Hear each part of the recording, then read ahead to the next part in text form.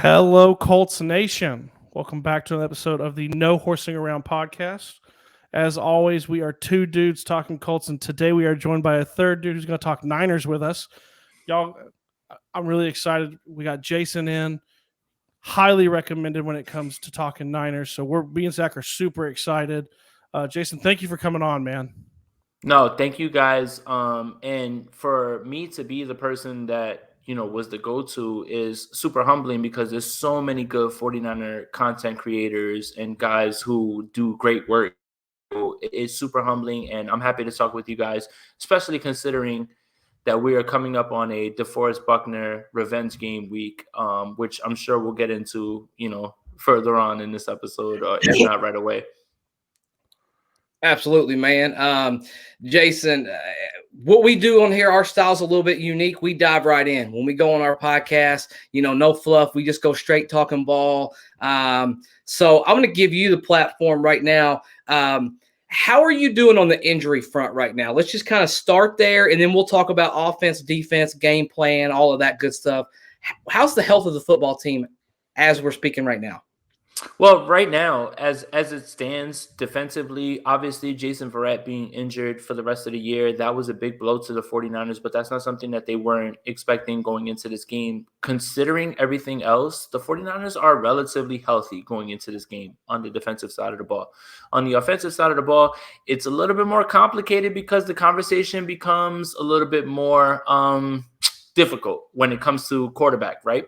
Trey Lance starts, last week against the Arizona Cardinals, and 2 weeks ago, I'm sorry, because the 49ers had a bye week. Trey Lance starts, injures his calf, and there was a bye week, and now Jimmy Garoppolo seems to be the starter this week, right? So that, in itself is an argument in between the 49ers fan base.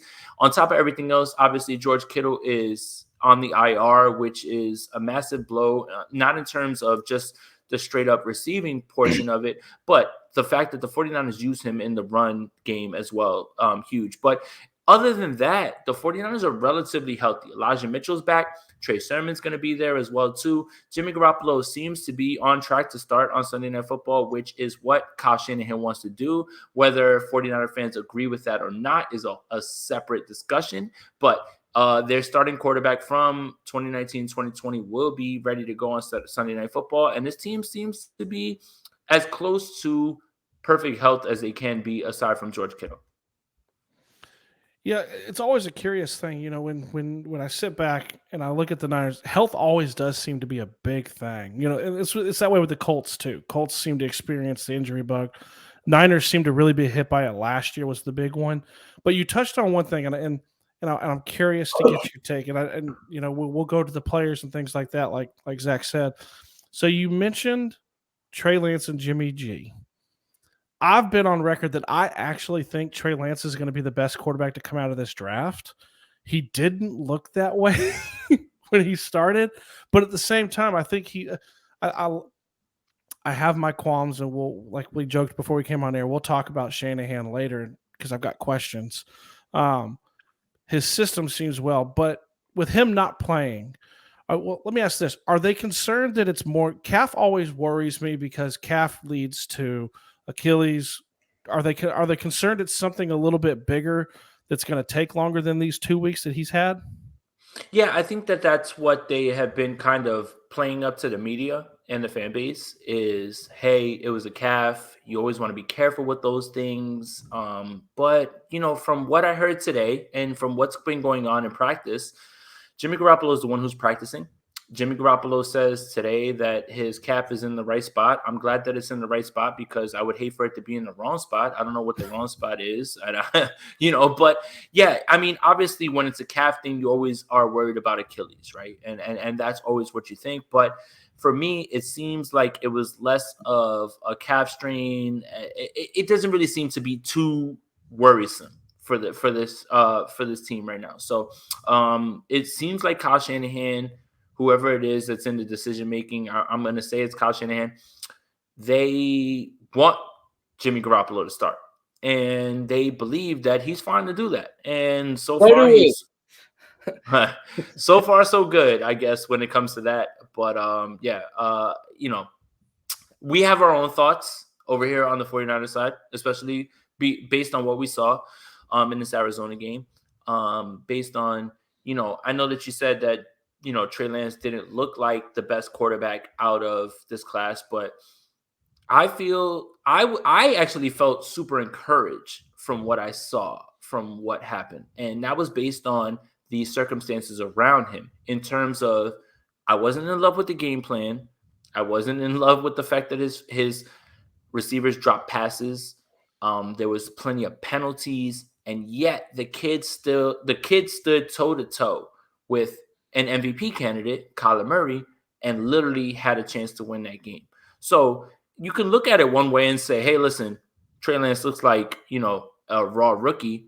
But I looked at it as I couldn't believe that the kid, with all those circumstances around him, actually was that close to winning a game against an undefeated 6-0 team that had literally scored 35 points every single game aside from the one game that they played the 49ers. So it's an interesting conversation. Ask who you want to ask. They'll put their tinfoil hats on and they'll tell you Trey Lance isn't really injured. This is what Kyle Shanahan wants. But at the same time, I kind of walked away a little bit more encouraged with Trey Lance based on one start than I did discouraged when it came to what I saw against Arizona. Yeah, one thing I wanted to point out is, I think the Colts sentiment is that we prefer Jimmy G. That's no real knock on, either one of the quarterbacks. We just prefer Jimmy G from the standpoint the Colts sometimes struggle with mobile quarterbacks. I mean, Steven knows, guys who are elusive, guys who are slippery.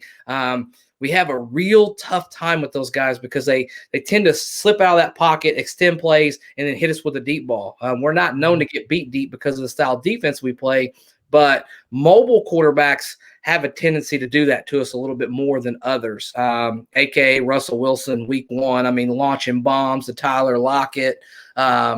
Jesus Christ. Where is your look, a 49er fan, we know that. We know all too well about those debuffs. Yeah, exactly. Like you're literally talking to a guy who has to watch him 2 times a year do the same thing to us. So yeah, where's your train of thought at? You have one train of thought that says go ahead and throw your rookie out. Like, we have Peyton Manning. He went out and went 3-13 as a rookie. He took his lumps, but the very next year he flipped it around and went 13-3. Or do you like just kind of that Patrick Mahomes and Aaron Rodgers thought process? Hey, let's slowly, methodically bring this guy along, and then let's bring him in there in a better situation. I personally, if I had a vote, and I'm interested to hear Steven and you, I think throw him in there and let him play. Like, because if you're good, you're good, right? Like, I don't think mentally it's going to wear you down. If you're good, you're good. Where are you at with that, Jason? Well, I think that honestly, the thought process of the whole quarterback needs to sit a little bit is a little bit outdated. And Justin Herbert, Josh Allen have shown these things, right? Like Josh Allen didn't show out in his first year, but you have to show patience, right? And I think it's more about being more realistic with your team. Are the 49ers a Super Bowl contender right now? My answer is no. And the point behind that is, like you said, you were kind of happy that Jimmy Garoppolo started. You said it, right? And I think that not only you, but everyone else is happy to see Jimmy Garoppolo starting. It's not a knock on Jimmy Garoppolo, but you said what you said about slippery quarterbacks. Lamar Jackson did what he did on Sunday Night Football, on Monday Night Football, not that long ago, right? Like those are the things. This is where the league is gravitating to, right? Yeah. And for me, I am a realistic fan, right? The 49ers aren't a Super Bowl contender right now. They just aren't. And they probably are the 3rd best team in their division. And that's only because Russell Wilson's injured at this point, right? Because Geno Smith has a start. So you're talking about the 3rd best team in your division on top of the fact that the Dallas Cowboys are clearly an offensive juggernaut. Green Bay Packers still have Aaron Rodgers. Minnesota's better. There's plenty of teams that are better than them right now. At this point, you sent 3 first-round draft picks for a kid, and you were kind of fooling yourself into thinking that you can run it back to this 2019 version of this team, and I don't think that that's true, and I don't think you can duplicate those circumstances. Why wouldn't you, while the kid is on a rookie contract, maximize what you can do with this roster, his talent, Jimmy Garoppolo makes $26 million. Trey Lance doesn't make anywhere near that, why wouldn't you try to develop the kid immediately, let him take his lumps? Because for everyone who says, hey, Trey Lance throws wobblers, Peyton Manning threw wobblers early on. He's one of the greatest quarterbacks who have ever played the game, but you don't learn by sitting on the sideline anymore. I think that is an outdated thought process, and I think that that's an outdated way to think about how you are building your roster. It should have been Trey Lance to start, but apparently he's injured, and this is what I'm going to put up, injured, because I don't believe it. I didn't see it in the game. The kid played the entire game, never looked like he limped at any time. So, yes, whatever. He's injured. That's what they're saying, and they're saying that he's not going to play this week. But at the same time, I don't see how you are developing him by letting him sit. I feel like that's an outdated thought process, and I think that the kid needs to get out there and try his best, take his lumps, learn the speed of the game, learn defenses, and get better. And like you said, you're happy you saw Jimmy Garoppolo. If Trey Lance was starting in his second game, you wouldn't be as excited. That should tell you all you need to know about what should be happening with this quarterback situation. Well, and it's funny that you say that, because I think when we broke down the schedule at the beginning of the year, I think one of the things that was said was we hoped that Trey Lance wasn't in the game yet. And it's so, for me as an outsider, like I said, like I've been on record, I do think he's going to be, I've been pretty staunch. I think he's going to be the best of all the rookie quarterbacks. I got a little bit of trouble because early on when me and Zach first started, I said that Trevor Lawrence was going to be the equivalent of Andy Dalton. Whoa! Really? Well, I want to clarify. There's always got to be a clarification. Oh, no, he said it. No, he said it.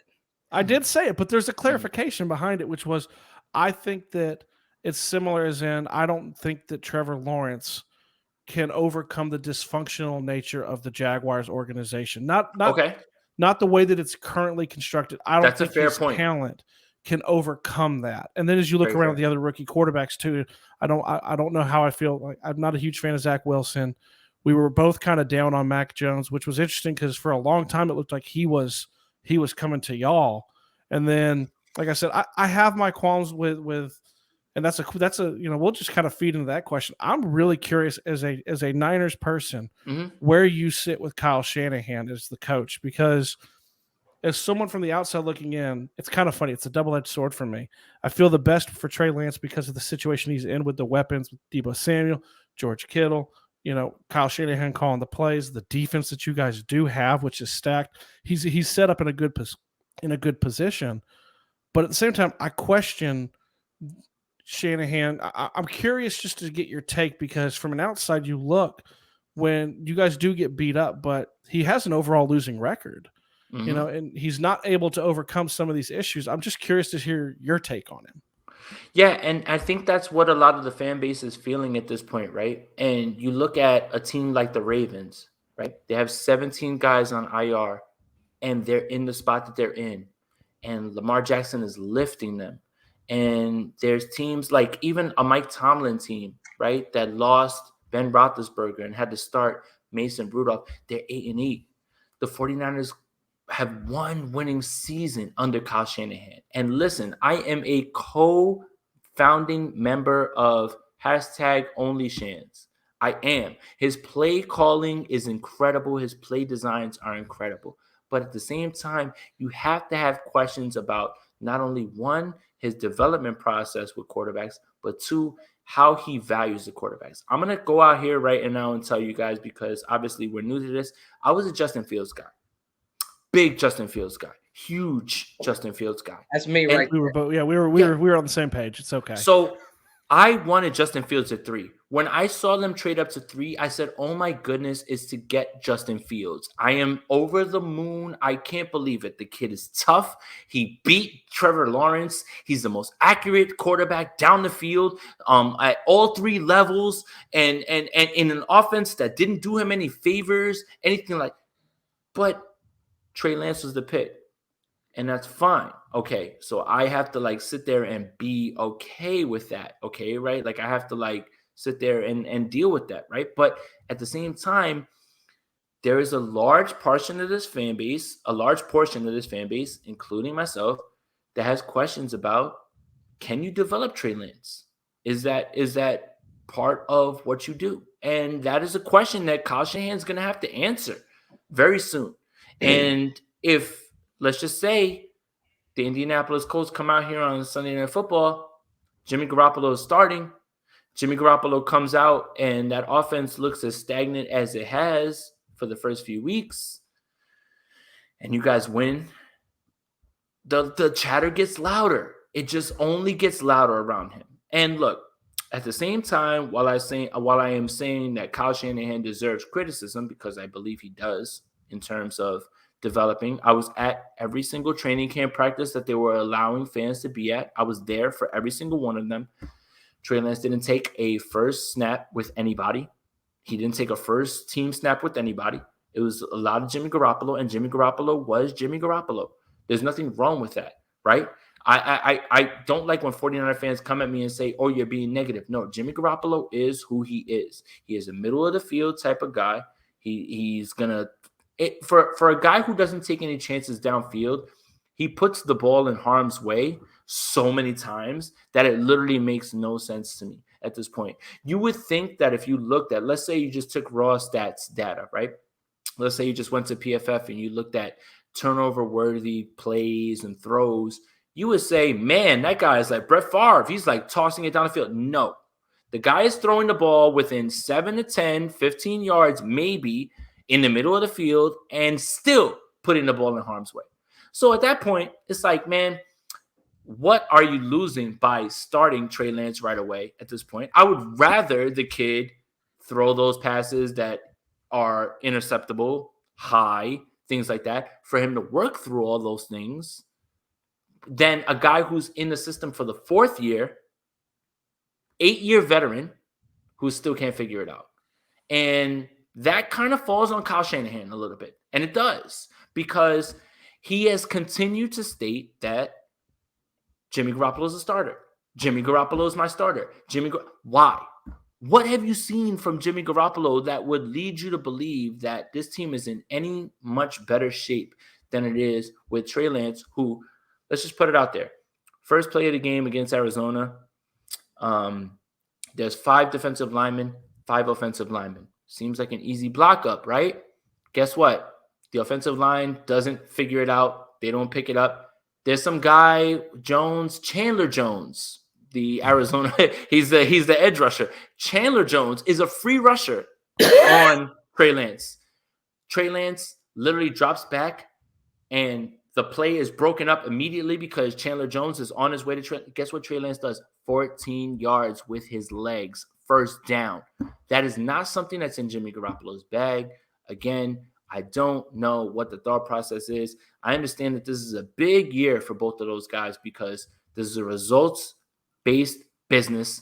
This fan base believes, and this is part of their fault as well, believes that this team is similar to 2019, which is absolutely insane and makes no sense because that team will never be duplicated, nor their circumstances be duplicated because there was a guy, 99, that plays for your team now that was not over here at this year. So I never understood the thought process of we can just do this over again. You can't. It's impossible. You have to adapt. So those are questions that I have around Kyle Shanahan. Look, there are people calling for his head. I am not one of them. There is no hot seat because I am not one of those people because there is not someone that I can look at and say that there's an instant upgrade for. But I do have questions about Kyle Shanahan. I do. I have questions every single day about his thought process and what they plan to do with Trey Lance and why Jimmy Garoppolo continues to be the guy that you are just pushing to the forefront. It really doesn't make sense to me. Yeah, I mean, that was a great, in-depth description of how you, from a 49ers perspective. I mean, I think it was a great way of phrasing that and putting that. Let's switch over to a guy that you mentioned. You mentioned 99, right? Like he is a fan favorite over here. He's a guy that I feel like is a game wrecker. There's not many players on the Colts defense, and you'll find that out as you watch that game during Sunday Night Football, that a coach looks around and says, man, we got to have a real plan for this guy, or he's gonna wreck this football game. But DeForest Buckner is one of those guys that you're going to have a plan for. If not, if you play him one-on-one, I would say he's almost virtually unblockable one-on-one as the game progresses through 4 quarters, as you well know. You being a 49ers fan, how do you feel about that? How all of that happened? He come out today and said, I even wanted to meet him in the middle. Like, I wanted to play here. It broke my heart. I thought I was going to be a 49er. Like, how does that make you feel? Like, we're just so damn happy to have him here, honestly. Like, we are just so damn happy to have him. And we hope he's a lifetime my Buckner shirt. Yeah, I mean, really, we hope he's a lifetime Colt. But as a 49er, when you hear a man say that he wanted to be there for the rest of his career, and, John Lynch, in my opinion, just wasn't willing to pull the plug for whatever reason. For a great guy, there's no character issues. There's none of that going on. That man's there ready to work every single day and get better. Hard to believe that wouldn't have rewarded him with a contract that would have been team friendly and kept that thing going on that front line. 100%. And I agree with you 100%. And I'm glad that he kind of came out with it today, because it kind of gave vindication to the people who speculated on that thought process, because he clearly came out today and said, I would have loved to have met you in the middle, those type of things. But there's another thought process, right? Eric Armstead, Jimmy Ward, George Kittle, Deebo Samuel, these are all guys that need to get paid going down the line, right? But at the same time, when you hear Jimmy Ward, who was one of the guys who ends up being extended, say things like, well, I don't know why we couldn't have make it happen. Like, the Kansas City Chiefs literally had $34 in Monopoly money this past offseason, and somehow they literally signed Patrick Mahomes. They brought in somebody else. They signed Chris Jones. They extended Travis Kelce. There are ways around the salary cap, and I think it's more a detriment to Parag Marathe, who is the guy who is working these contracts and offering the contracts. When this is the most telling thing that I got from DeForest Buckner today. When he discussed about what he made, right, in this contract that you guys have given him and everything that's going forward, and the 49ers never approached it. That's a problem. And there are whispers that something similar happened with George Kittle, where they didn't want to approach anything near. So this low ball mentality, this low ball contracting, it is a detriment to what you're doing.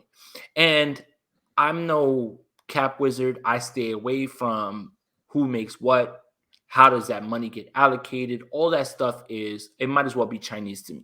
Literally, the way that I keep it is, what are they doing on the field? How are they doing it on the field? And that's it. I stay away from that. But at the same time, I'm sure there was a certain way to get around that. And for 49er fans to hear that he would have met them halfway, and for the 49ers to not have done the same, it shows that they prioritize whatever it is that they're doing over what is possible. If that's the best way I can put it. I mean, I just, look, I don't want to bash John Lynch, Kyle Shanahan, Parag Marathe, Jed York, any of those guys, because, they obviously know more than I do, clearly. I'm just a guy. But at the same time, you have to feel slighted if you're a 49er fan right now.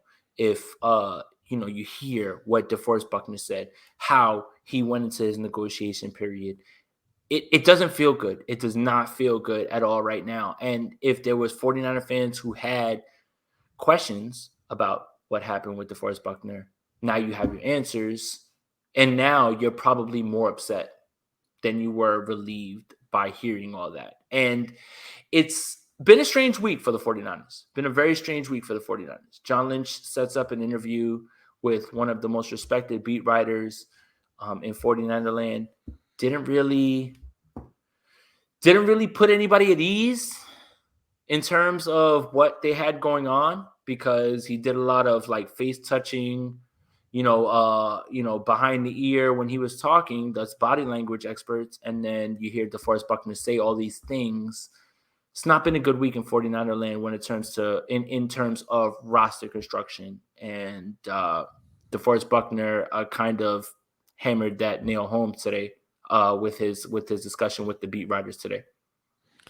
Yeah, so definitely, I mean, as we look at players, obviously Buckner's the big one on defense for us.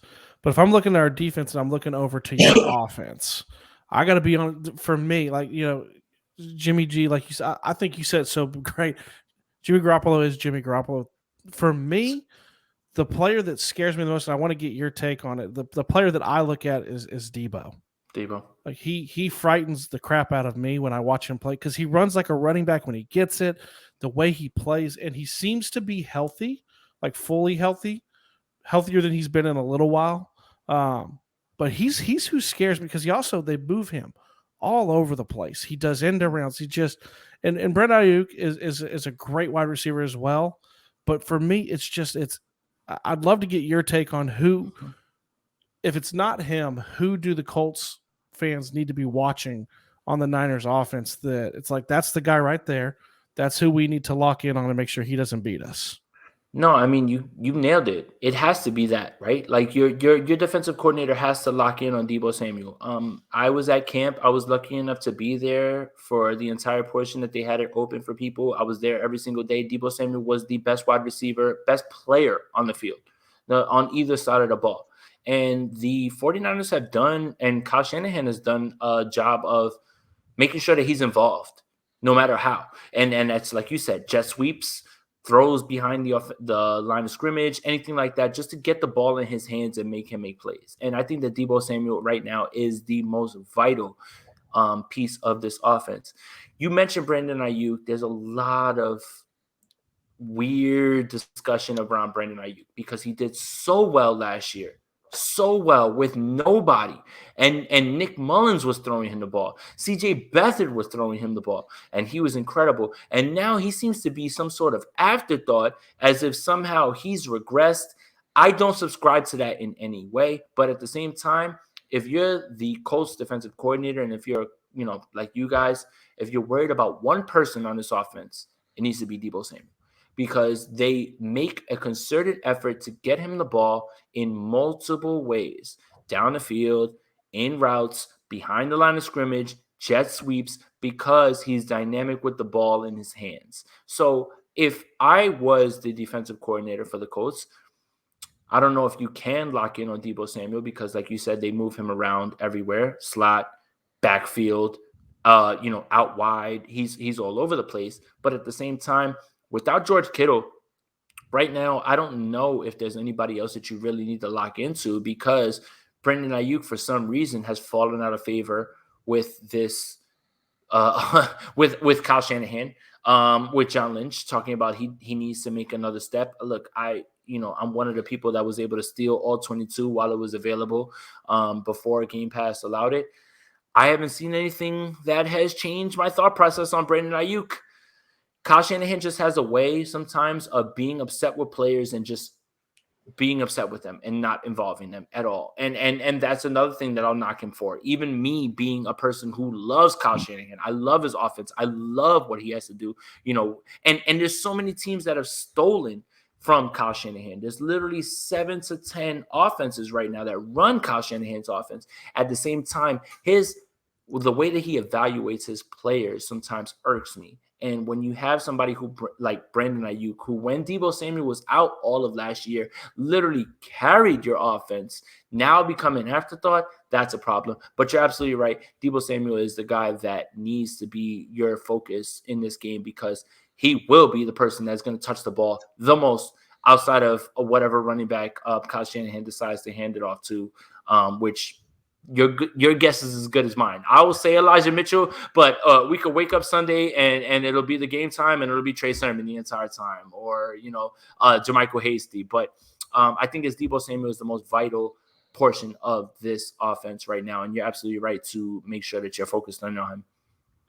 Yeah, I wanted to ask you a quick question, Jason. When it comes to our offense, and I don't know how much film study you've done. Oh, a lot. I I don't know love if you you guys. checked in. I love you guys and I love everybody else in football because I'm a big fantasy football player. I know that people don't want to hear that, but I Yeah. watch everyone. I watch everyone because I want to know what's going on, what's the thought process, who's involved. So listen, I mean, I'm not trying to, hype myself up, but I watch everyone. And I literally just got done watching you guys against Houston. The all 22 literally like a few minutes ago before we got on this. So I'm glad you mentioned that. What do you think about our offense right now? Like, what do you feel like, in your opinion, what do you do at this point? I feel like the Colts are just now getting healthy on offense and just now getting to the point where they have this opportunity, this rare opportunity where we have a blend of a really good running game with the ability to throw that deep ball. I mean, Carson Wentz has been very accurate with his deep passes this year. I know the record doesn't necessarily reflect it, but he's been spot on when it comes to a lot of the deep balls that he's thrown. He hasn't gotten a chance to throw too many just because of injuries and line play early on. What do you think? I mean, I know, Nick Bosa is the scariest thing for me. I mean, with Eric Fisher's not having a great season on that left side this year, how do you attack us? And what do you see from our offense that makes it stand out? And you say, okay, man, we've got to have a real good, solid game plan for this guy or maybe this guy.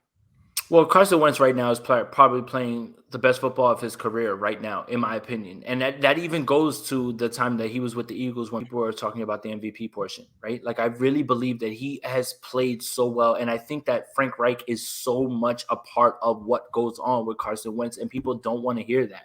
And they don't want to understand that portion of it because, they won the Super Bowl and he was injured. No, Frank Reich was a big portion of that. And look what happened when he walked away from that team. That team was not the same.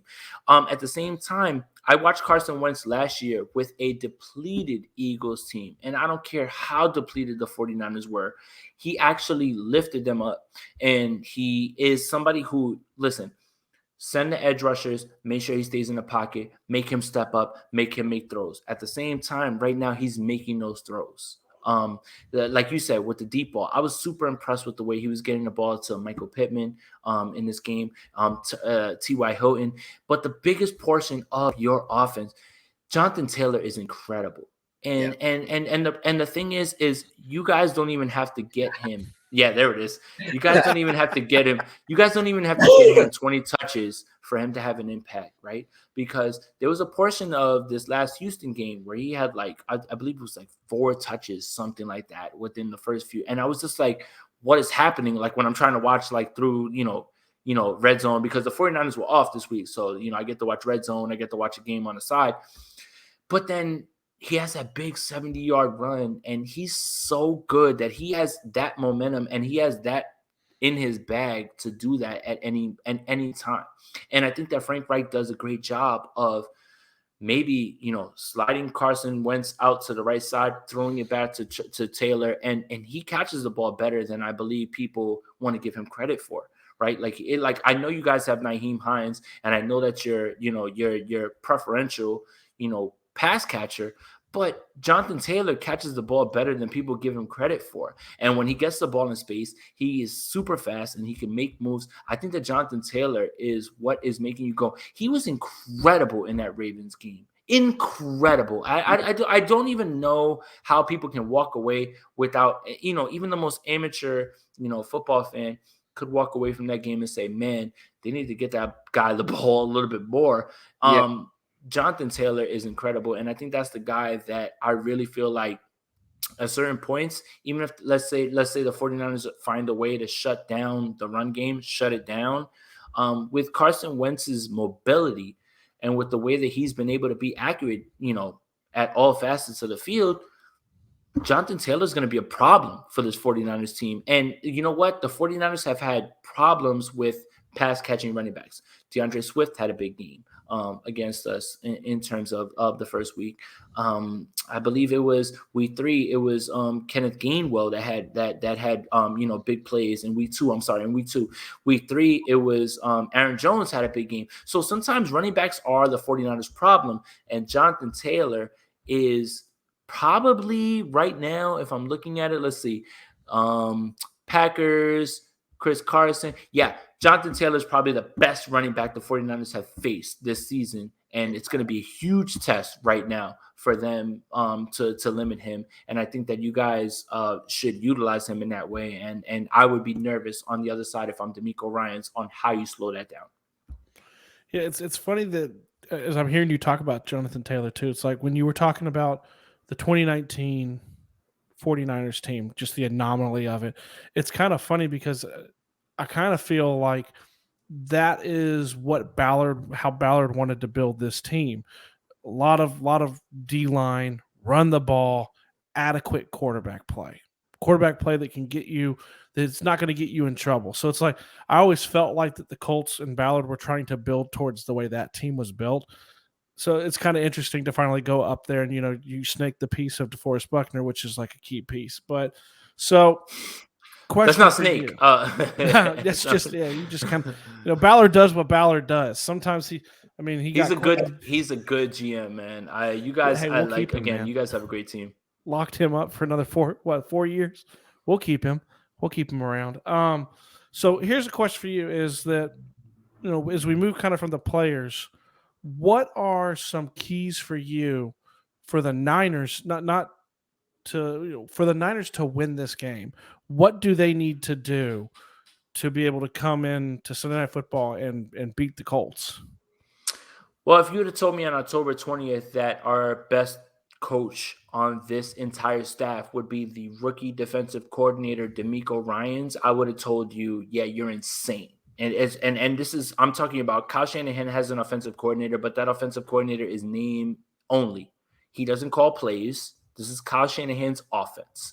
DeMeco Ryans has done something that Robert Saleh, who we all love over here, right? And we love the move for him to go to the Jets, still couldn't do in 5 years. He did in 3 games. And that's limit mobile quarterbacks. We're talking about literally week 2, Jalen Hurts, week 3, Russell Wilson, week 4, Kyler Murray. Jalen Hurts actually got out for a little bit more. He had about like 56 rushing yards. But between Russell Wilson and Kyler Murray, they had a combined 27 rushing yards. 27. With Russell Wilson with Russell Wilson accounting for 26 of them. Your MVP candidate, Kyler Murray, 1 rushing yard. 1.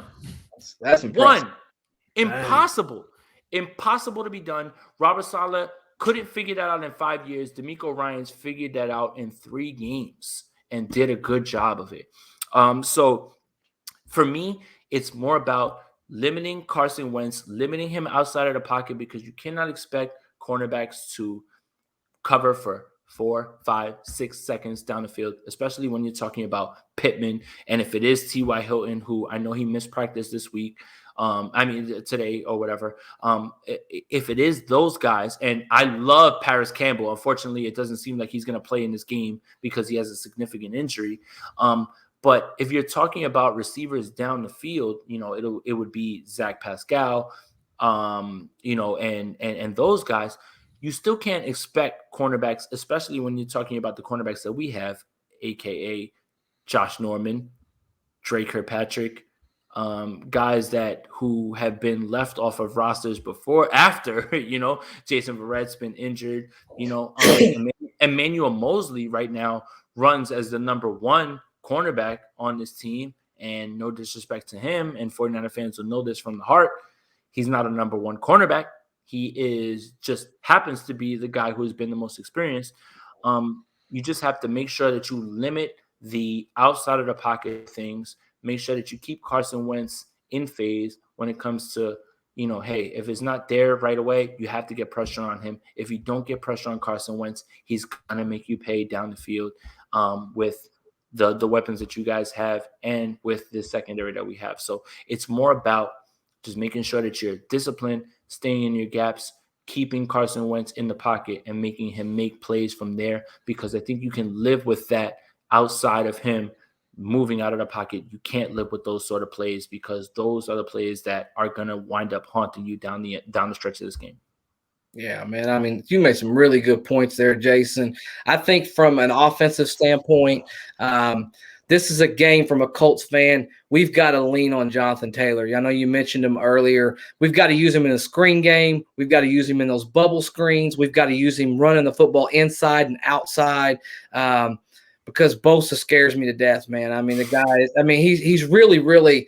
He's a game wrecker, man. Around here, there's a guy that we really like and we follow. His name's Rick Venturi, and he always mentions ambient guys who keep you up at night. Well, that's Bosa. You know, I mean, that's a guy who keeps like it you up as a coach.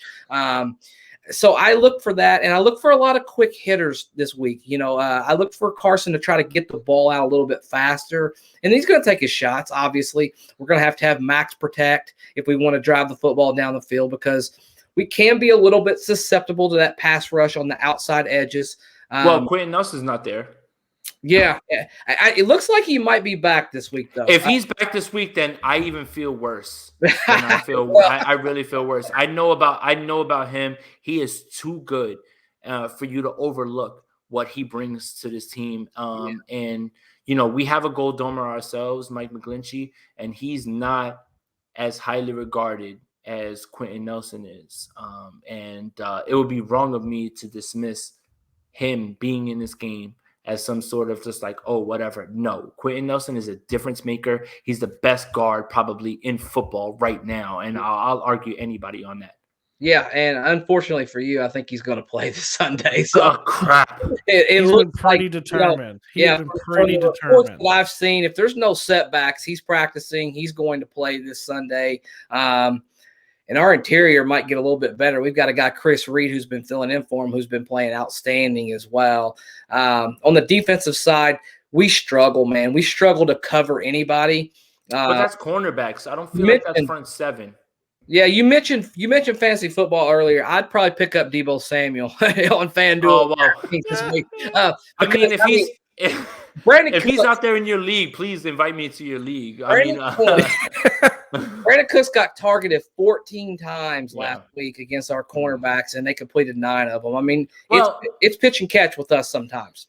And to be fair, though, listen, yes, there is some issues going on back there. You know, Xavier Rhodes is banged up, and you know, we saw that, you know, but at the same time, you know, Deebo Samuel is somebody who is going to be, you know, no matter what is the health of your cornerbacks, they're going to go for it, you know, so I wouldn't just say like, hey, like this is like a smash play. Like, it's just like, that's just kind of who they use in their offense. But at the same time, if there is somewhere that you're a little bit susceptible, it's in the cornerback region. But here's the problem. Here's the issue. Jimmy Garoppolo doesn't have legs. So now you need him to beat your cornerbacks. And that's where I get a little bit afraid, you know, because now the game's in your hands, Jimmy Garoppolo. It's in your hands because you have to attack where you feel like it's the right place to attack. But can you effectively do that? I'm not certain on that. Yeah, it's interesting when you you say that too, because a matchup that's really interests me, because, and Zach's gonna laugh, is Rock Ya-Sin versus Deebo, only because Deebo is so physical, and it scares the crap out of me because Rock is too physical sometimes as a corner, that I could see Deebo drawing a ton of personal fouls, not necessarily pass interference plays, you know, holding, because Rock is known to do that, and Deebo is so physical with the way he plays. He plays receiver like a running back, just essentially. So I mean, that's a matchup that worries me some. As I sit here, and you know, you mentioned Paris Campbell. I'm a big Paris Campbell fan. I'm a huge Paris Campbell guy. I can't catch a break. I know. I don't know what it is, you know, more than anything, but I was big on him coming out of Ohio State. My brother graduated from OSU, and he was the first one who was like, listen, you need to get on board with this. When I was able to watch his tape, I was like, man, there it is. And I see it. I understand exactly what you guys were going for. It's just some guys can't catch a break, and it's just how it goes sometimes. And it has nothing to do with the build of a man or his resolve or anything like that. It's just it just is what it is. It's a physical sport. Sometimes it's just how it goes for certain guys. It hurts, man, because he shows you flashes. That long touchdown pass against Houston, I literally was sending it out to my group chat like, here he is. This is it. This is the breakout. And then, unfortunately, he got injured, so yeah, it hurts. I like Paris Campbell a lot. Yeah, I'm with you. So let's talk predictions. Okay. We always try to end it on it. And I left. Hey man, if you want to pick the Niners to win, we had Jordan on from Houston last week, and God love him, he totally picked Houston. And Really? I told him, I said, I was not shocked. Don't be shocked that I've yet to pick against the Colts this year. I wouldn't have. I've gone on other people's shows and been and told people the 49ers are not going to win this game, and I've gotten. So where do you sit then? So at this point, look. Having said all that, I think the 49ers win this game, but I do think that it's going to be a super close game, and there's two reasons why.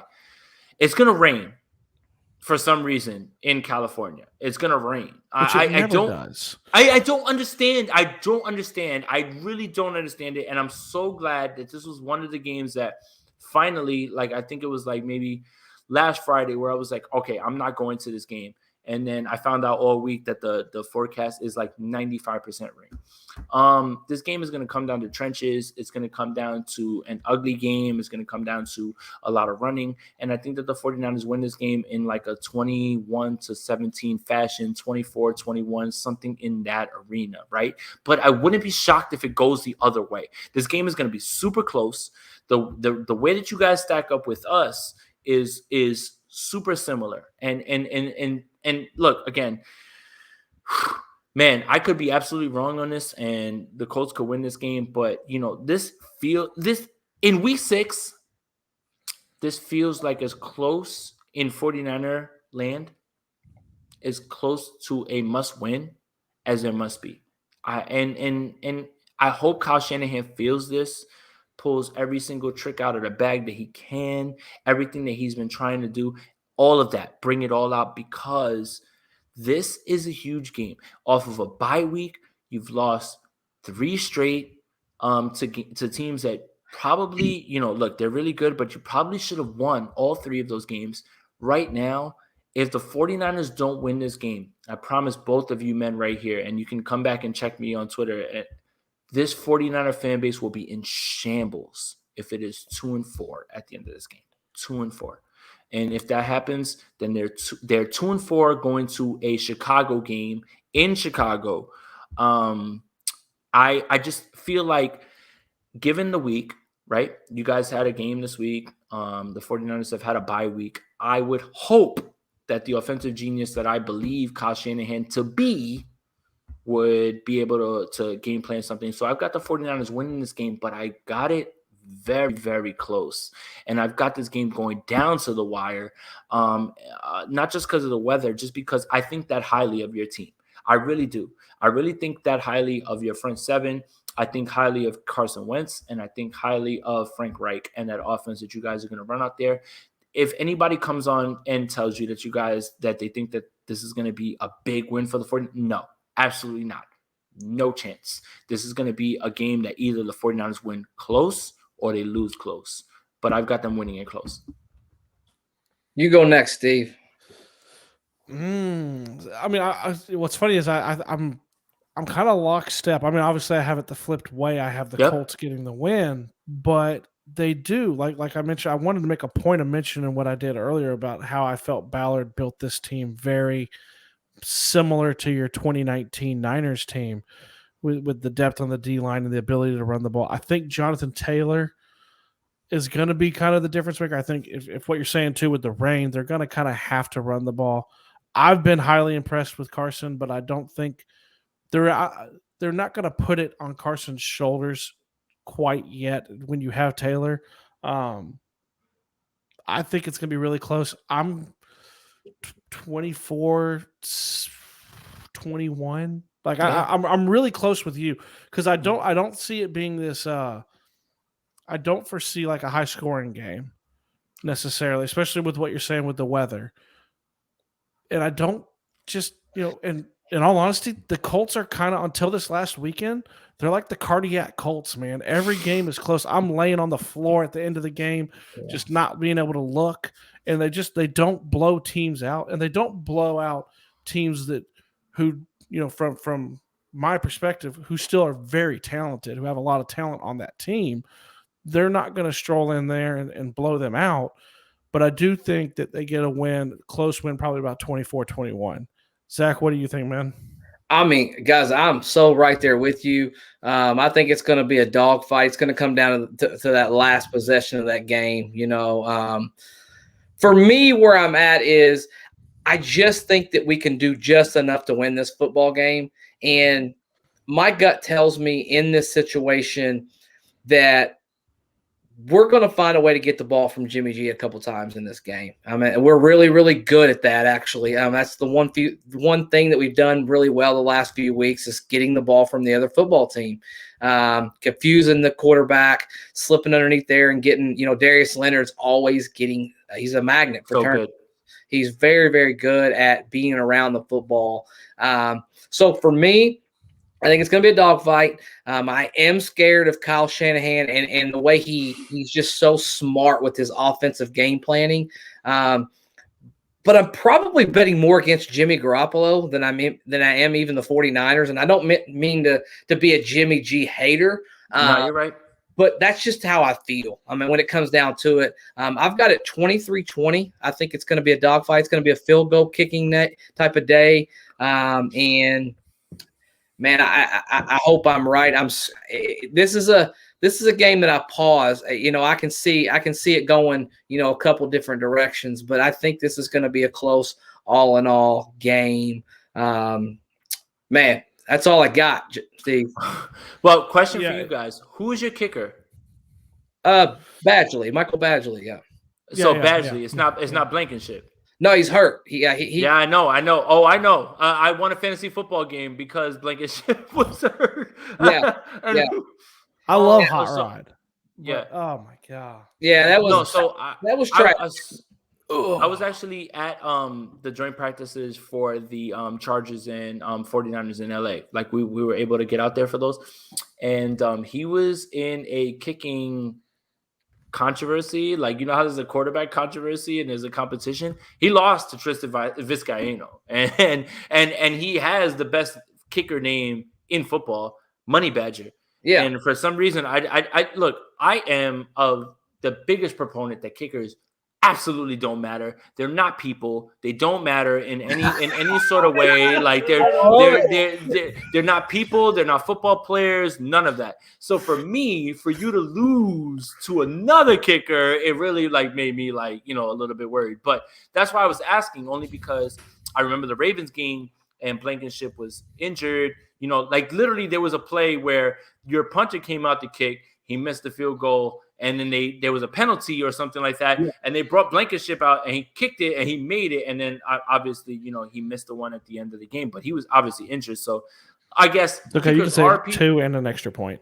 Yeah. 2 field goals and point. He's a bum, man. Come on. But here's the thing, though. But here's the thing: if he makes one of those, you win the game.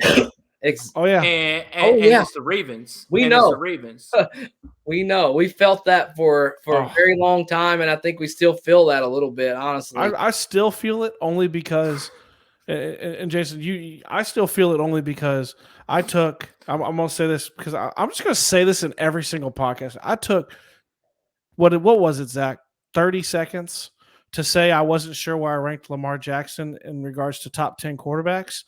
And I'm still getting hate tweets. Yeah, it's the Ravens flock, whatever that is. That's a scary thing. They're still hitting at it. I will say this: I won't knock the assessment when you made it. Right now, Lamar Jackson is doing everything he can to prove every single person that has said anything bad about him wrong. And he is playing out of his mind right now. So I'm not going to sit here and knock you for your prior assessment and say, hey, because No one believed that. Trust me. Listen, I said on a 49ers podcast that I believe that Josh Allen was better than Lamar Jackson. I have a person who literally every time so Josh Allen just missed that 4th and 1. Mm-hmm.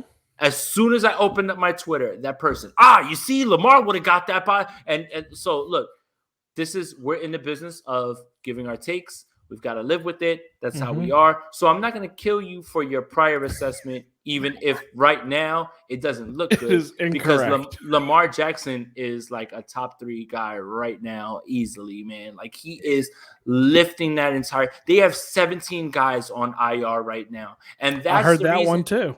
Yeah, and that's the reason that people have such a problem with Kyle Shanahan, right? You have all these guys on IR, right? And everybody always gives you that, hey, IR. But John Harbaugh wins games with Lamar Jackson. Mike Tomlin went 8-8 with Duck Hodges at the quarterback position. Somehow, again, good coaches find a way to get it done, man. And I think that's really where 49ers, the fan base, their frustration lies with Kyle Shanahan more than anything, is that they're tired of the excuses. It's year 5. When do you start winning consistently? Sean McVay and Matt LaFleur, both of those guys are of the Shanahan tree. LaFleur has 26 wins in 2 years. Sean McVay's never had a losing season, and that was with Jared Goff, and now he has Matthew Stafford. I think that's really where 49er fans' frustration goes, is other coaches find a way to get it done. This is a result-based business. Nobody wants to hear about how you're a genius. Results matter. And I think that's really where it's at. Man. I love that. I love it because that was my coming into this. That was probably one of my biggest questions that I had, was what kind of the 49ers fan base felt like about Kyle Shanahan. So to hear it kind of come straight from you. Now here at the end too, I want to make sure, we always make sure, I want to give you kind of a space here. Where can people follow you? Where can people find you? Where can they watch your stuff? I'm gonna give you kind of a platform to just tell everybody about you. Well, first off, I want to thank you guys for reaching out and doing this. I always want to be, I love talking ball. It doesn't matter, man. Like I always love talking football, and I always want to help other people out. And I am humbled and honored that you guys would reach out to me to do this, because, I'm just a guy. Like I said, I literally have been doing this for maybe a year or two. But for anybody who has been following, who wants to follow, at Jason Aponte 2103 on Twitter, Jason Aponte on YouTube. I'll be honest with you guys. I know this is a Colts, podcast. It's 49ers centric, very much 49ers centric. I do fantasy football, start sit questions, before the games start at 11 o'clock. I try to sit there and I try to answer people's questions and things like that. But for the most part, it is 49ers centric. But at the same time, while people want to bash people who are into fantasy football, I feel like fantasy football has opened my eyes to other teams and has made me watch other teams and appreciate other teams. So I think that's what the one thing that people kind of lose sight of. It's not about fantasy stats. I am understanding depth charts. I'm understanding the play calling. I'm understanding who is in favor and things like that. So I watch everybody based on fantasy football, but at the same time, that's exactly where you'll follow me. And again, guys, I am honored, humbled that you guys would reach out to me to do this. I never would have thought that when I started, doing this on my own, that anybody would ever want to hear what I had to say about any football team, including the 49ers. So I am completely humbled and I am honored, and I thank you guys 100%. Man, Jason, you summarized it really well. We probably, our motto when we first started podcasting, Stephen and I said, if just one person listens to what we have to say and listens to our voice, that makes our time worth it, because we just love talking ball just like you do. Just want to take a quick second to thank you again, man, for hopping on. If you've got a friend, you're a friend of the podcast, we'll be a part of this as things go on down in the future. We'd love to have you on again. Yep. what we always do here at the very end, we ask you to join our family, the No Horsing Around family. Like, rate, review, share, subscribe. At Stephen Burton 86, at Colts Nation 365. And we're just so thankful, super humble and grateful, guys, for the response that you give us. Light us up in the YouTube comments. We love it when you get going. We hope we see some 49er fans. And they can give it to us, man. I mean, Ravens flock right now. I mean, they're number one right now. Ravens flock was number one. The Seahawks came in strong, and the 12th man came in strong. The Texans were not the strongest response. So we're looking to kind of, to somebody to tap in, and we're looking to see that 49ers fan base come back to us and hit us with something, even if it's, a little bit of smack talk. That's all in fun and everything. But I love you. Steven loves you, and we always say this. Jason loves you as well. Guys, we're out. Thank you so much for joining the podcast, and we'll see you soon.